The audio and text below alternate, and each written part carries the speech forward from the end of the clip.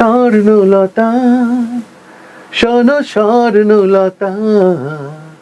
তারা আমাকে বলল তাদের অনেক কয়জন গায়ক আছে, আমাদের গায়ক লাগবে না।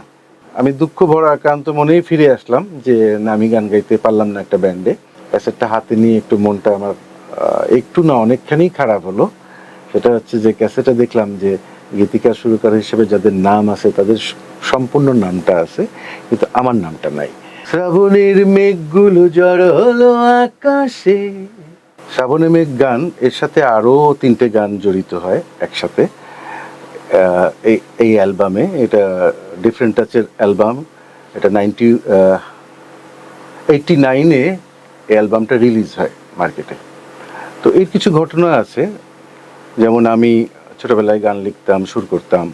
ম্যাট্রিকের পরে ইন্টারমিডিয়েট ভর্তি হলাম, তখন আমি গেলাম একটা ব্যান্ডে যেখানে আমি গান করব। তো ওদেরকে আমি বললাম যে আমি গান করতে চাই। ওদের ব্যান্ডের নাম ছিল রিপল ট্র্যাক। তখন তারা আমাকে বলল তাদের সদস্যরা যে না, আমাদের এখানে অনেক কয়জন গায়ক আছে, আমাদের গায়ক লাগবে না। তখন আমি বললাম যে আমি গান লিখি, সুর করি, যদি প্রয়োজন হয় তাহলে আপনারা বলেন। তো সেখানে উপস্থিত ছিল বর্তমান যে শ্রাবণে মেঘ গান যার গলায় আমরা শুনি, মেজবা, তারপরে তাদের জিয়াউল হাসান পিয়াল গিটারিস্ট, ড্রামার, একসাথেই তারা। তারপরে সিম্ফনির মণি, বর্তমান যে ব্যান্ড সিম্ফনির মণি, সে ছিল ওখানকার। আরেকজন আর্টিস্ট ছিল পান্নি, ওনাদের ম্যানেজার ছিল বাচ্চু। আমি দুঃখ ভরা আক্রান্ত মনেই ফিরে আসলাম যে না, আমি গান গাইতে পারলাম না একটা ব্যান্ডে। যাই হোক, এই করতে করতে আমার সাথে ডিফারেন্ট টাচ ব্যান্ডের আলী আহমেদ বাবু, উনি লিড গিটার বাজাতেন। তো তখন তো নাম ছিল ওই ব্যান্ডের রিপল ট্র্যাক। পরে যখন ওরা ক্যাসেট করতে যায় তখন নামটা চেঞ্জ হয়ে ডিফারেন্ট টাচ নামটা দেয় ঢাকাতে এসে।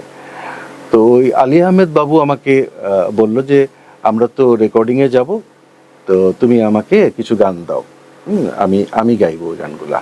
তাই আমি বলছি ঠিক আছে, তাহলে আমি চেষ্টা করি। তো আমার তখন একটা খাতা ছিল ছোট একটা, ওটা থেকে আমি লিখতাম, সুর করতাম।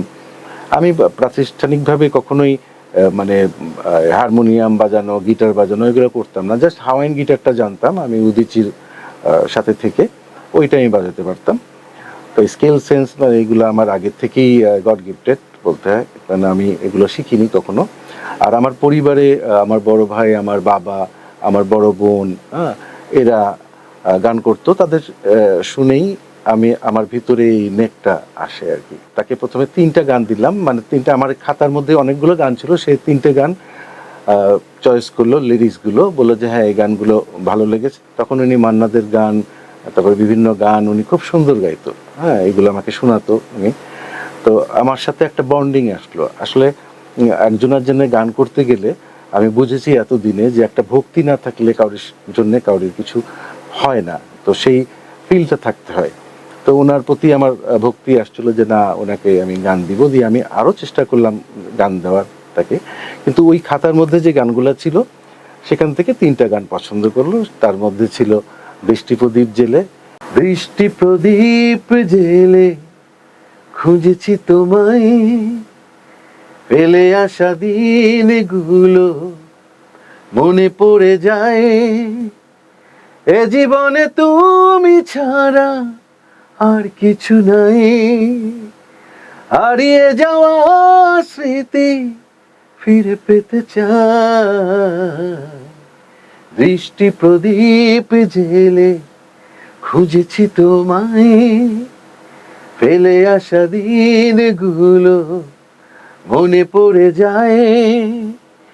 এ জীবনে তুমি ছাড়া আর কিছু নাই, হারিয়ে যাওয়া স্মৃতি ফিরে পেতে চাই। বৃষ্টি প্রদীপ জেলে খুঁজেছি তোমায়। স্বর্ণলতা আর রাজনীতি নামে গান।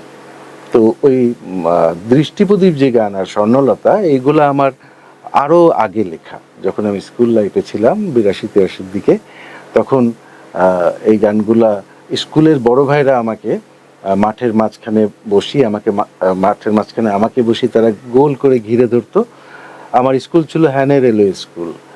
তো ওই স্কুলের বড় ভাইরা আমার কাছে গান শুনতো যে তুই নতুন গান কি করছিস, স্বর্ণলতা শোনো স্বর্ণলতা, প্রেম যদি সত্যি হয় মরণের আগে দিও দেখা, স্বর্ণলতা শোনো স্বর্ণলতা, প্রেম যদি সত্যি হয় মরণের আগে দিও দেখা, স্বর্ণলতা।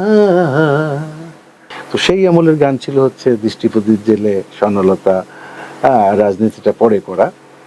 তো সেভাবেই ওনাকে আমি গান দিলাম, খাতা দিলাম, 3টে গান পছন্দ করলো। তো বেশ কিছুকাল পরে সে আমাকে বললো যে আমি এই ব্যান্ডে গান করব, রেকর্ডিং করব, আমরা রেকর্ডিংয়ে যাব। তো আমি তো 4টা গান করব, তো বাবু তুমি আমাকে 4টা গান দাও, 3টা গান আছে আর একটা গান তুমি আমাকে বানিয়ে দাও। আমি একদিন সন্ধ্যার দিকে আমি তার বাসায় যাই। আমার বাসার থেকে তার বাসার হেঁটে যাওয়ার ডিস্টেন্স হচ্ছে 45 মিনিট বা 1 ঘন্টা। আস্তে আস্তে হাঁটলে 1 ঘন্টা, কিন্তু একটু মিডিয়াম হাঁটলে 45 মিনিট। আমার বাসা হচ্ছে ডাকবাংলা ফেরিঘাট, আর তার বাসা হচ্ছে, যারা খুলনা লোকাল তারা বুঝবে, ওটা হচ্ছে শান্তিধামের মোড়। তো ওইখানে তার বাসা। আমি হেঁটে হেঁটেই গেলাম। তা যাওয়ার বাসার থেকে বেরোনোর সময় বৃষ্টি শুরু হয়েছে, টিপ টিপ বৃষ্টি হচ্ছিল, পরে বেশি আমি কিন্তু ভিজেই তার বাসাতে পৌঁছাই। তো কথা হলো যে এই যে ভিজে যাওয়া, মানে এই যে ডিস্টেন্সটা, এই ডিস্টেন্সের মধ্যেই কিন্তু আমার কিন্তু আগে রেডি ছিল না এই গানটা। আমি তখন যাওয়ার পথে এই গানটা আমার মাথায় আসে যে বৃষ্টি নিয়ে একটা গান করি, ডিফারেন্ট কিছু করি। তখন আমার মাথায় আমি এই গানটা আনি, সুরটাও আসে। হ্যাঁ, তো আমি যে প্রথমেই তার বাসায়, আমি বললাম যে গান কিভাবে দিব আপনাকে। হ্যাঁ, তো সে বললো যে একটা কাজ করো, আমি টেপ রেকর্ডার রাখি, তুমি আমাকে গেয়ে গেয়ে শোনাই দাও। তা আমার ছোট থেকে একটা অভ্যাস ছিল যে আমি টেবিল বাজাই, তারপরে আমি যে খাটে ঘুমাতাম সেই খাটের একটা সুন্দর জায়গা ছিল যেটা অনেক সুন্দর শব্দ হতো। বলতে গেলে ওই খাটটা এখনো আমার কাছে আছে এই ঢাকার বাসায়। তো ওই খাটটাতে আমি গান টিউন করতাম অনেক সময়, বুকের মধ্যে আঙুল দিয়ে বা একটা বিট দিয়ে, যাতে আমার মাথা পর্যন্ত পৌঁছায়, এরকম একটা ছন্দ তৈরি করতাম। তো তখন তো আর রাস্তার মধ্যে আর ছন্দ তৈরি করতে পারিনি। তো ওইভাবেই আমি গানটা মাথায় করে নিয়ে গেছি, গিয়ে ওর বাসায় একটা টেবিল ছিল, টি টেবিল। এই টি টেবিলে বসে আমি বাজিয়ে প্রথমেই আগে শ্রাবণী মিত্তার তাকে তার ক্যাসেট রেকর্ডারে তুলে দিই, তার কারণ ভুলে যাব। এই গানটার মুখ, অন্তরা সব কিছুই কিন্তু ওই আমার মাথায় ছিল। ওইভাবে আমি তাকে তুলে দিই। পরবর্তীতে ওই গানের যে চিন্তা করলাম যে ব্রিজ লাইনটা একটু টানা, আজ কেন মন উদাসী হয়ে, পাশাপাশি আমি ওইটারও ওই যাতে ট্রিপলেট করা যায়, আগে পিছিয়ে একটা টান দিলে জিনিসটা ভালো লাগবে, একটু ডিফারেন্ট হবে, এইভাবেও আমি সাজেশন দিয়েছিলাম ওই টাইমে। তখন কোন মাস ছিল? তখন শ্রাবণ মাসই ছিল, শ্রাবণ মাসেরই গান, বৃষ্টি যখন হচ্ছে, তো ওই মাসেই, শ্রাবণ মাসেরই গান ছিল, এটা তৈরি করা ছিল। আর পরবর্তীতে বাদ বাকি গানগুলো আমি তাকে তুলে দিলাম। আমার বাসার কাছে একটা ক্যাসেট দোকান ছিল, তারা প্রথম অ্যালবামটা এনে ওখানে তারা বাজিয়ে নিজেরা সবাই শুনতেছিল আর কি।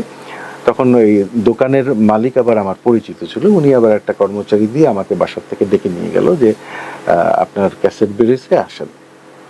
আমি গেলাম ওই দোকানে গানটা শোনার জন্য। তা আমি ওই আলী আহমেদ বাবু ছাড়া আর বাদ বাকি যারা মেম্বার ছিল, তখন আমার সাথে এত পরিচয় ছিল না, তাদের ছিল না। আমি বাবুকেই ভালো করে চিনি।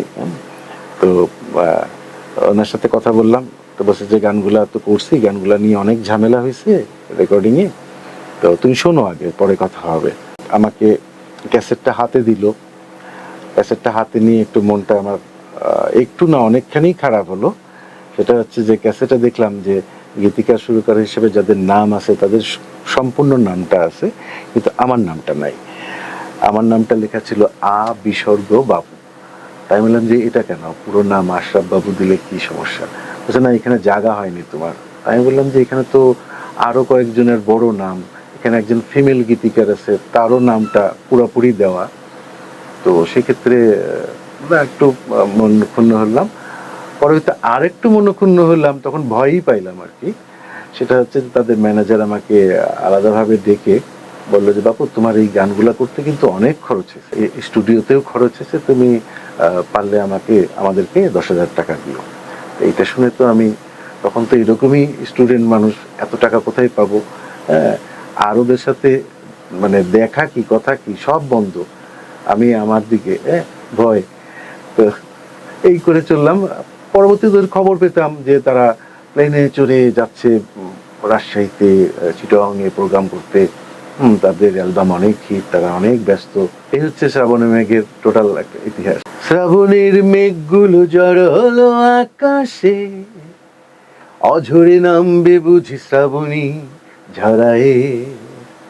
শ্রাবণের মেঘগুলো জড়ো হলো আকাশে, অঝরে নামবে বুঝি শ্রাবণী ঝরায়ে। আজ কেন মন উদাসী হয়ে দূর অজানায় চায় হারাতে। আজ কেন মন উদাসী হয়ে দূর অজানায় চায় হারাতে। শ্রাবণের মেঘগুলো জড়ালো আকাশে, অঝরে নামবে বুঝি শ্রাবণী ঝরায়ে। মেঘেদের যুদ্ধ শুনেছি, সিক্ত আকাশ কেঁদে চলেছে, থেমেছে হাসের ঝলকেলি, পথিকের পায়ে হাঁটা থেমেছে। আজ কেন মন উদাসী হয়ে দূর অজানায় ছায় হারাতে। আজ কেন মন উদাসী হয়ে দূর অজানায় ছায় হারাতে। কবিতার বই সবে খুলেছি, হিমেল হাওয়ায় মন ভিজেছে, জানালার পাশে চাপা মাধবী, বাগান বিলাসী হেনা দুলেছে। আজ কেন মন উদাসী হয়ে দূর অজানায় চায় হারাতে।